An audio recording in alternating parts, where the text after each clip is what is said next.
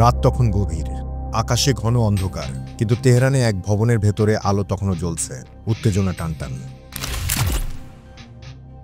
ইরানের বিপ্লবী গার্ডের 7 জন শীর্ষ এয়ারফোর্স অফিসার এক কক্ষে ব্যস্ত পরিকল্পনায়। কেউ নোট নিচ্ছেন, কেউ চেক করছেন রেডিও কমান্ড, কিন্তু কেউ জানেন না এই বৈঠকই আসলে তাদের জীবনের শেষ পরিকল্পনা। এই গোপন মিটিং ছিল না ইরানের সিদ্ধান্ত, বরং ছিল ইসরায়েলের এক নিখুঁত ডিজিটাল ফাঁদ। ঠিক সেই সময় আকাশ চিরে ছুটে এলো 7টি প্রেসিশন গাইডেড মিসাইল। টার্গেট ঠিক সেই ভবন। এক মুহূর্তে সব শেষ। ইসরায়েল আগেই জানত তারা একত্রিত হবে।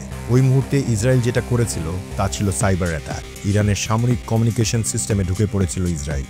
শত্রুর প্রতিটি ফোন কল, মেসেজ, এমনকি ঘুমানোর সময়টাও ট্র্যাক হচ্ছিল। ইসরায়েল এক ভুয়া হামলার সংকেত বানায়। যুক্তরাষ্ট্র ইরাক সীমান্তে হামলা চালাবে, এই মিথ্যা বিশ্বাসেই গার্ডরা হাজির হন সেনা সদর দপ্তরে। তারপরই শুরু হয় phase 2। Phone, signal blocker, storage সব ফ্রিজ করে ফেলা হয়। ইরানি কর্মকর্তারা তখনও জানতেন না তারা হাজারো চোখের সামনে দাঁড়িয়ে আছেন।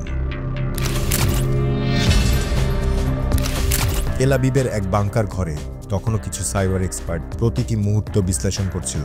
কারো মুখে আতঙ্ক, কারো মুখে ভয়, সব রেকর্ড হচ্ছিল। এই ভিডিও পরে ব্যবহার করা হয় পশ্চিমা প্রচারণায়। ইরান ইজ এ থ্রেট, এই বলেই প্রমাণ তৈরি করল যারা শত্রু রাষ্ট্র। পরবর্তী 24 ঘন্টা ইরান নিশ্চুপ। গোয়েন্দা সূত্র জানায় তাদের অফিসারদের ফোনে অদৃশ্য কিছু সক্রিয় অ্যাপস ছিল। তারা ভেবেছিল তারা নিরাপদ চ্যানেলে, কিন্তু তাদের সকল বার্তা ঠিকই শুনতে পাচ্ছিল তেল আবিব। এই ধরনের আড়ি পাতা এই প্রথম নয়। আগেও হিজবুল্লাহর বিরুদ্ধে এই কৌশলে হানা দিয়েছিল ইসরায়েল। পেগাসাস স্পাইওয়্যারের মাধ্যমে ফোন থেকে তথ্য বের করে ড্রোন স্ট্রাইক চালিয়ে হত্যা করেছিল হিজবুল্লাহর 3 কমান্ডার।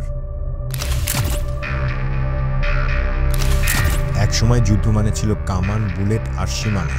আর এখন তথ্য দখল করো, মনোযোগ দখল করো, এরপর এক্সিকিউশন। তেহরানে যা ঘটেছে তা ছিল নিঃশব্দে করা এক রাষ্ট্রকে বিধ্বস্ত করার প্রয়াস।